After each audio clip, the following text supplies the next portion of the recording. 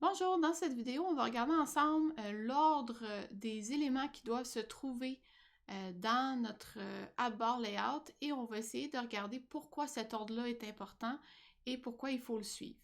Donc, premièrement, si on recommence dans la documentation et qu'on descend, on nous dit que le app bar layout, en fait, c'est un linear layout qui implémente des features permettant d'avoir des scrolling gestures, c'est-à-dire qu'on peut scroller vers le bas sans qu'il y ait de problème.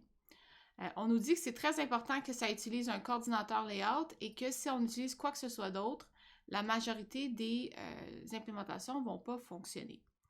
Donc, si on regarde le squelette qu'il nous propose, c'est un coordinateur layout qui contient un nested scroll view avec une app bar layout qui a un toolbar et finalement un tab layout.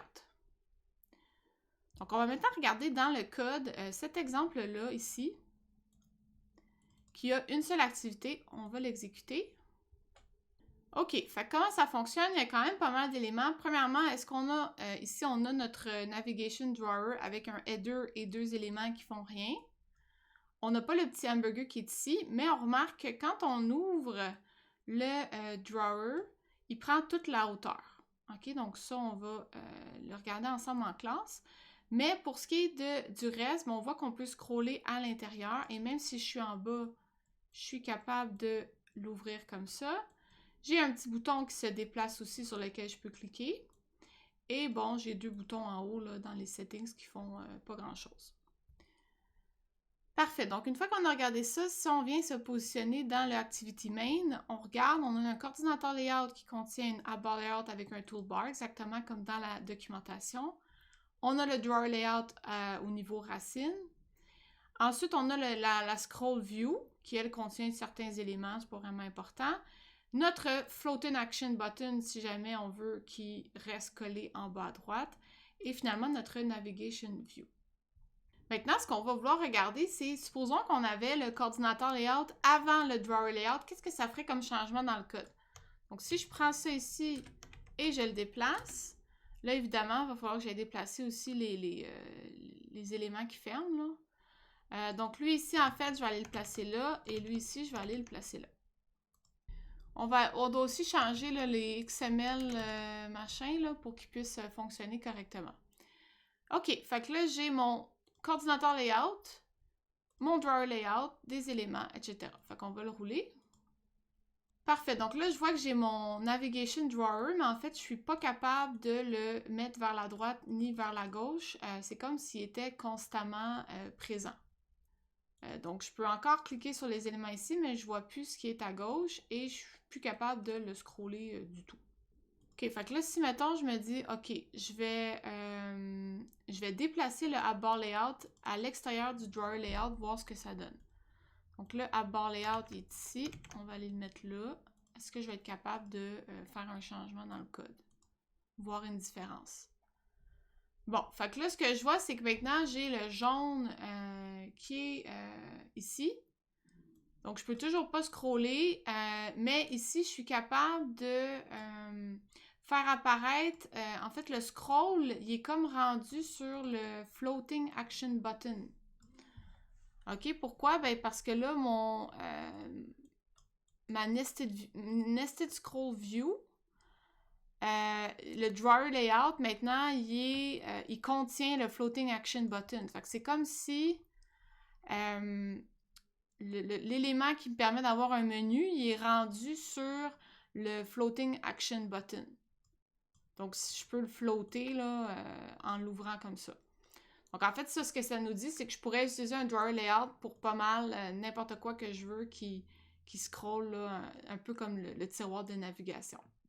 Un autre élément qu'on pourrait essayer, c'est on va aller remettre le drawer layout au début. Ça. Et je vais sortir le app bar layout du coordinateur layout. OK, donc je vais juste les inverser.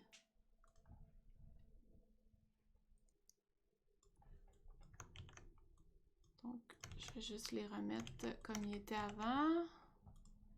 OK, fait que là, on voit en fait que mon navigation drawer est revenu, mais j'ai perdu le layout, là, les éléments qui étaient censés s'afficher là. C'est ça. Fait qu'en fait, ce qui arrive, c'est qu'en mettant le coordinateur layout, en fait, en sortant le app bar layout et le toolbar du coordinateur layout, ben, on n'est juste plus capable de voir aucun du contenu qui était censé s'afficher, c'est-à-dire les text views et tout ça. C'est comme si le app bar, en fait, il prenait toute la place de disponible sur l'écran pour afficher ces éléments. Malgré le fait qu'il soit en wrap content, ça ne change pas qu'il a pris tout l'espace.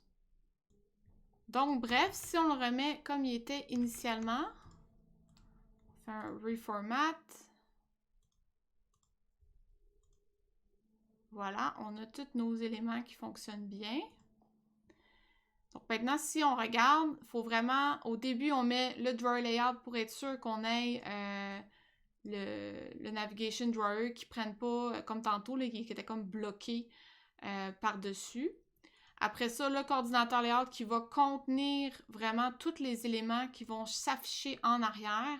Donc là-dedans, on a le app bar qui est en haut, qui prend seulement une certaine hauteur. Dans ce cas-ci, une nested scroll view parce que c'est ce qu'on voulait montrer, là, comment ça fonctionnait.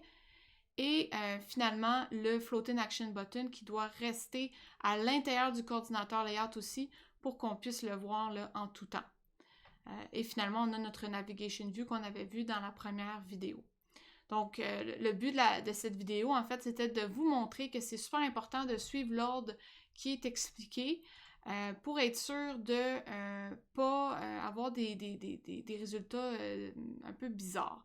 Fait que concrètement, si je le résume, je peux tout simplement dire c'est drawer layout, coordinateur layout, navigation view, et ensuite à l'intérieur du coordinateur layout, ben là, ça dépend des éléments que j'ai. Mais si on le simplifie un peu, on a notre app bar layout. Dans ce cas-ci, on avait une nested scroll view, mais on aurait pu avoir un linear layout, par exemple.